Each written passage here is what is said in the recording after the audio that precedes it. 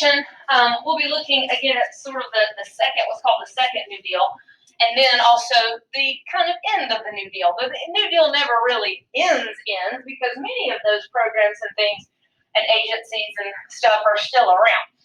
Nor do we see like a moment where Roosevelt just says, okay, we're done with this. But what we will see is the speed at which those programs are being initiated start to slow down. The seeming, just this overwhelming acceptance of everything that Roosevelt was trying to do. We saw that in that first 100 days, Congress was completely 100% in agreement, whatever you want, just kind of giving Roosevelt exactly what he wanted, the public being supportive, Congress being supportive, him being able to pretty much do what he wanted to do with his New Deal programs without a whole lot of opposition.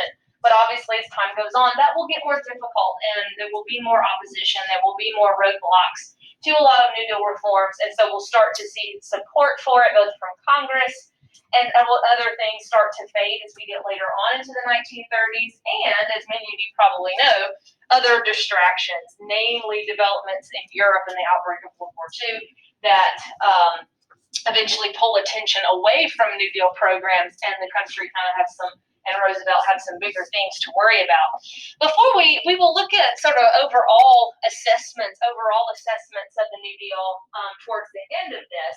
But even within those first couple of years, of course, there were a lot of critiques and criticisms. While Roosevelt certainly had a great deal of support in those first couple of years, really didn't receive a whole lot of opposition from within his own party, there were certainly a lot of limitations. There were a lot of people that were not helped by New Deal programs, or that were not helped as much by New Deal programs. So we'll look at some of the overall assessments of was the New Deal good, was the New Deal bad, or somewhere in between, which is still a very polarizing thing.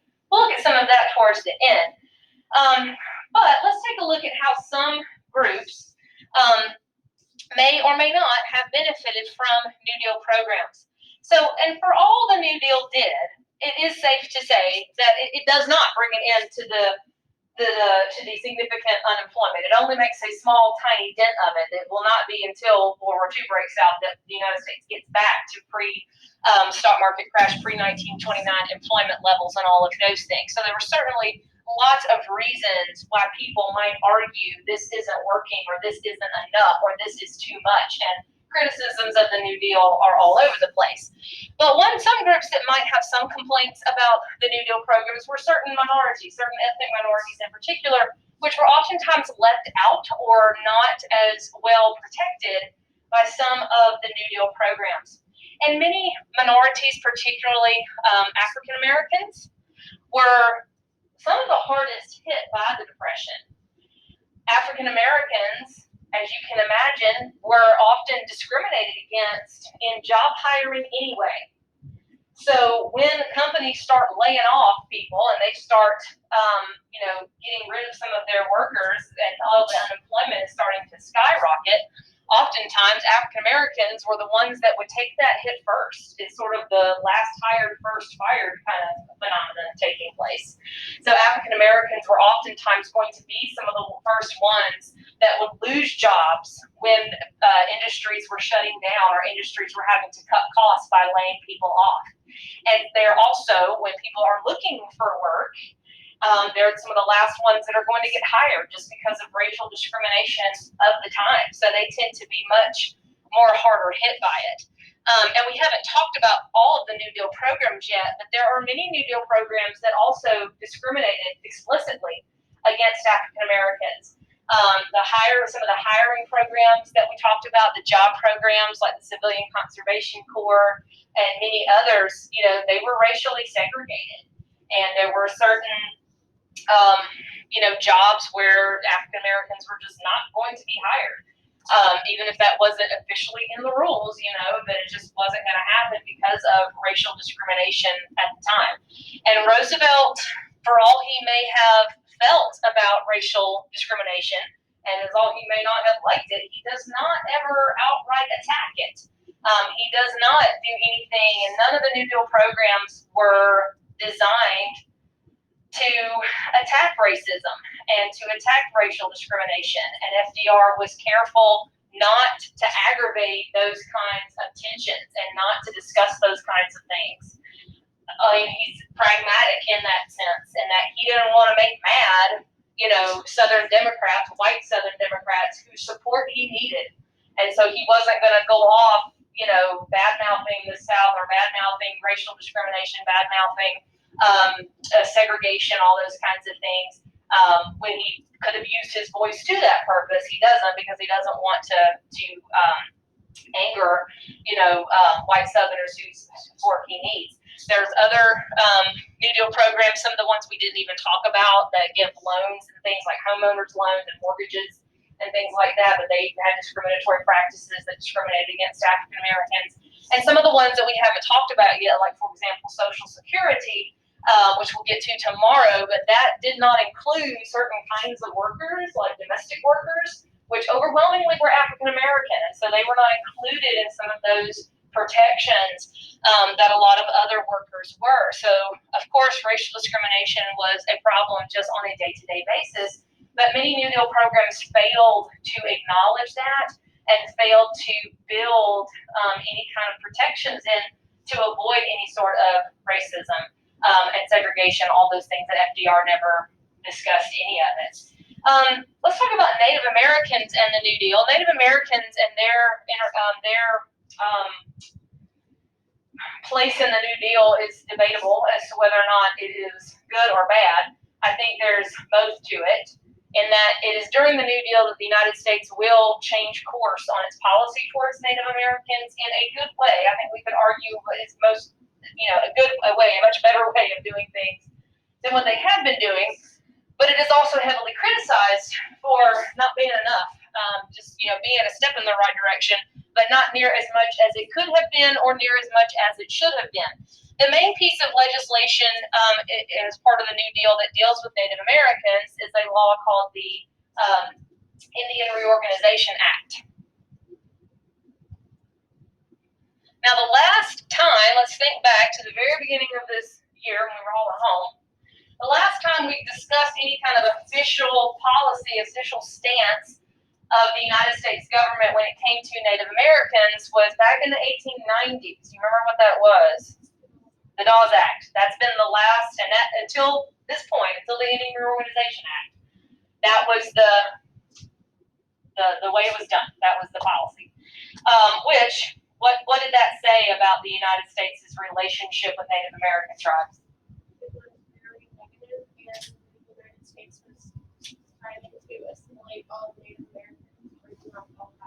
Right. Remember, Dawes Act was assimilation, basically saying we don't recognize tribes anymore. We don't recognize tribal sovereignty. We don't recognize tribal governments. We don't recognize tribal land ownership. It's basically almost like saying there are no Native American tribes anymore.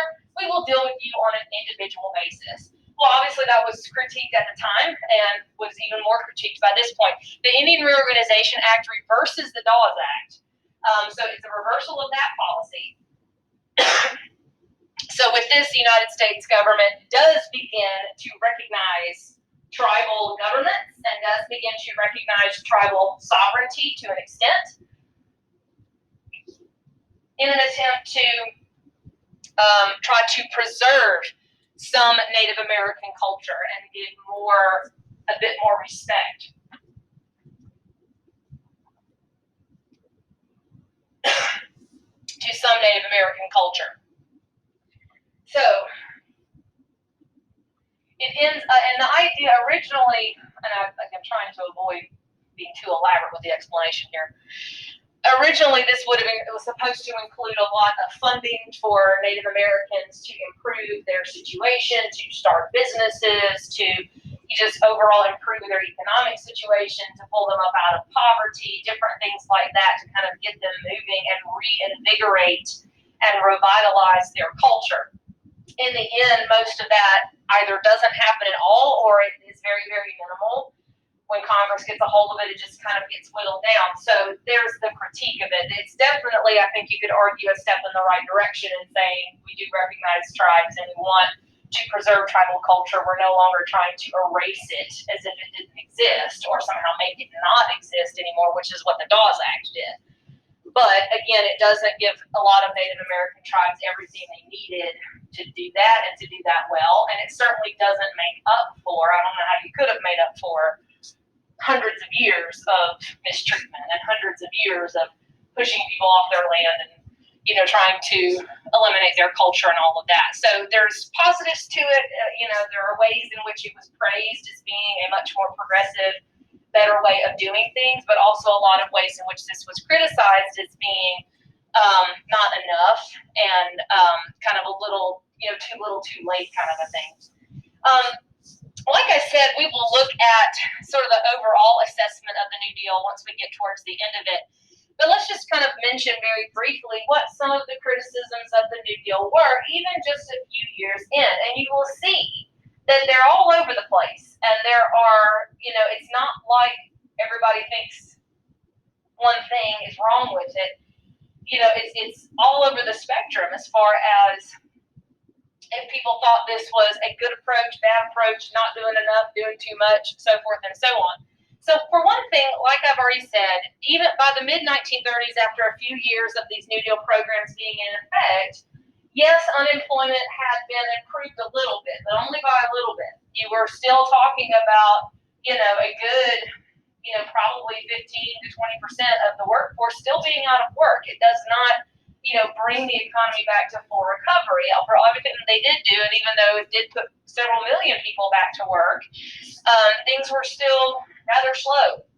And unemployment was still a huge problem despite all the stuff that was going on and despite the massive amount of money that was being spent for job creation programs and public works projects and farm subsidies and all that kind of stuff. So it had definitely kept things from worsening. I think people could see that, well, okay, we haven't slid any further into a depression, but we're not out of it yet, and we're not completely back to normal. So there is a lot of frustration there that it hadn't done enough. So there were some people that felt that it wasn't doing enough, and that there needed to be even more attempts to put more people to work. There needed to be more attempts to initiate more projects and to do more things. Just saying this is not sufficient. We've got to go even further, and Roosevelt needs to hit it a little bit harder. But then there's also the concern, the opposite of that they've done too much already, that this was way too much, that this was a huge overextension of federal power, that the federal government had no business spending this kind of money they don't have. This is what you call deficit spending. They're racking up the debt in the process, and this was financially irresponsible. That the government had it wasn't their place to hire people. It wasn't their place to give out relief of any kind of sort. Some very concerned about especially the enhancement of executive power, the power of the president. Because the thing about a lot of the New Deal legislation was it gave President Roosevelt specifically, huge amounts of power to decide certain things. For example, all the banking stuff. It gave the president pretty much control over banking, not Congress, but president. And some people were extremely nervous about that this was a blatant overextension of presidential power, that this was a blatant extension of presidential power into the duties and the prerogatives of what ought to be Congress's power and all this stuff, that Congress had just handed Roosevelt a blank check to do whatever he wanted, and that he was abusing that power. And you also have people that were very concerned about the direct assistance and how that was going to be counterproductive. And this was, we read last week sort of Hoover's thoughts on relief, and also Roosevelt. Thinking Roosevelt had a similar thought. What were some people concerned about when it came to giving people direct aid? That instead of people relying on local governments and having our country still be more of a independent sort of thing, we're now relying on the central government, meaning those local governments are now not responsible for it. Yeah, so too much power to the central government. What are you going to add? Yeah, take away people's identity, their individualism.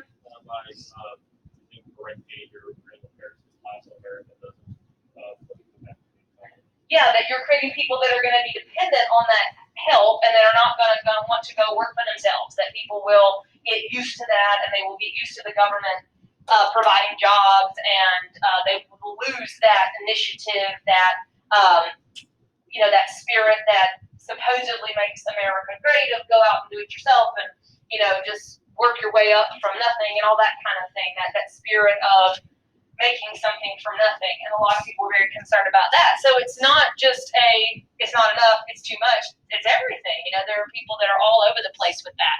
And Roosevelt has to deal with all of that from Republicans, from his own party.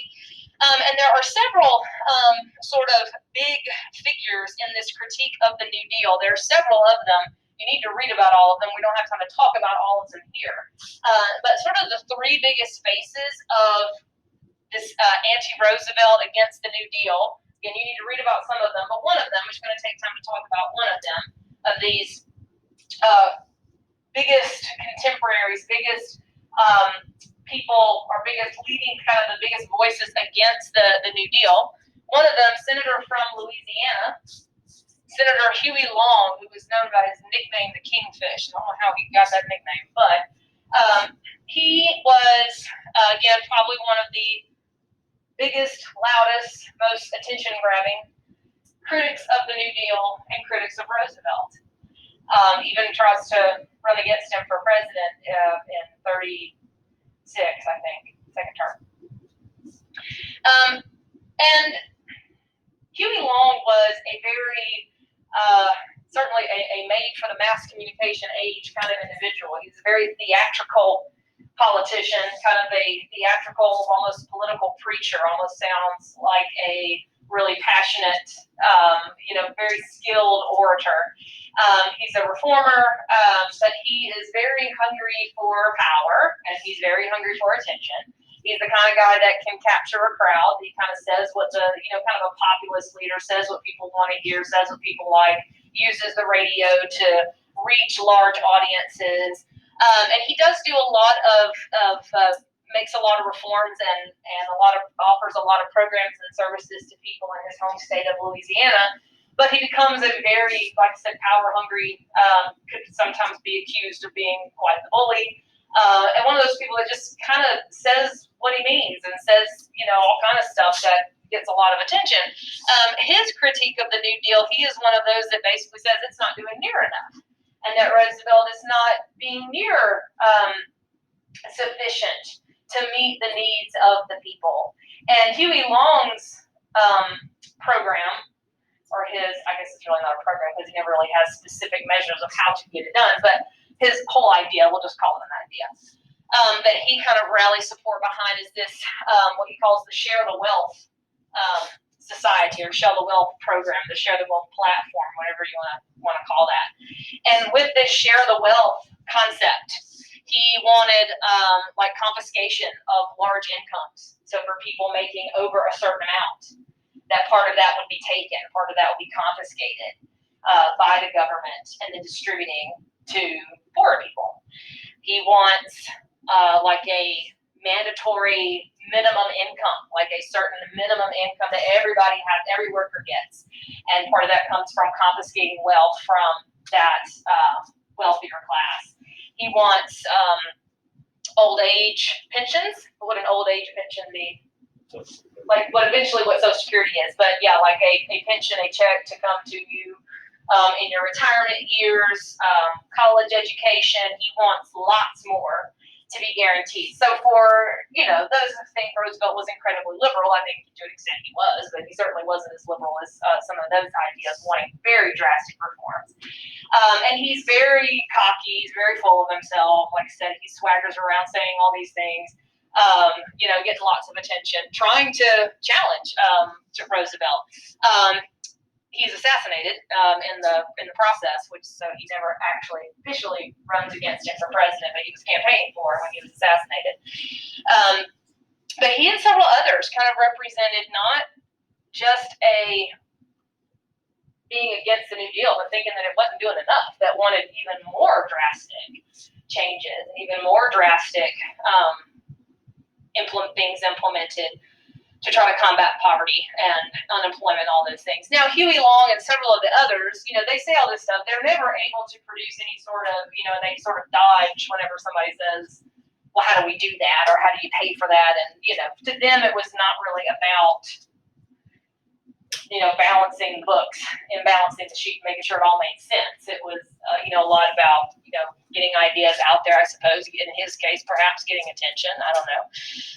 But there were several like him that Roosevelt was kind of fighting throughout his presidency. Although, like I said, Huey Long is assassinated, so we didn't have to worry about him anymore. But there were several others that didn't think he was doing quite enough. And then we'll look at the end that kind of said it was too much, and how Roosevelt has to deal with that as well.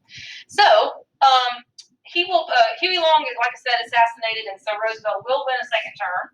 And when he gets that second term, we'll pick up with this tomorrow. Getting that second term makes Roosevelt feel that there's a mandate for him to continue with New Deal reforms, and so we see kind of a second round of things taking place after he takes office for the second time. I think I got one more thing here. Hold on. Oh yes, one more before we wrap this up for today. Also, critiquing the New Deal. I guess critique really isn't exactly the right word, but a major roadblock that Roosevelt will come up against when it came to the New Deal was the Supreme Court. The Supreme Court was made up of much older, much more conservative justices at this point. They did not take nicely, did not take kindly, and did not agree with, or at least, well, agree is not the right word, but did not validate a lot of New Deal reforms. So several New Deal reforms, several New Deal programs, several New Deal policies were actually declared unconstitutional by the Supreme Court. So some of them only lasted for a short amount of time before the court struck them down. They struck down that NRA that we talked about last week, the National Recovery Administration. They eliminated that. So that was unconstitutional, that the president did not have the authority to do those kinds of things, that was taking too much power away from Congress. You could tell businesses to do this, that, and the other. And they ruled over several other. The Agricultural Adjustment Act was struck down, several others. So that's another big, huge roadblock for Roosevelt that he'll want to deal with in his second term, is how to get around the very hostile court, which seems to be very hostile toward New Deal programs. So a lot of them were negated that way, with the Supreme Court being opposed to them. So that'll be a topic we'll look at tomorrow, is how he attempts to get around that. Okay, so we will look tomorrow at that second round of New Deal reforms and the whole court issue and how Roosevelt tries to get around that. Next, we're going to look at the Dust Bowl. Hold on just a second.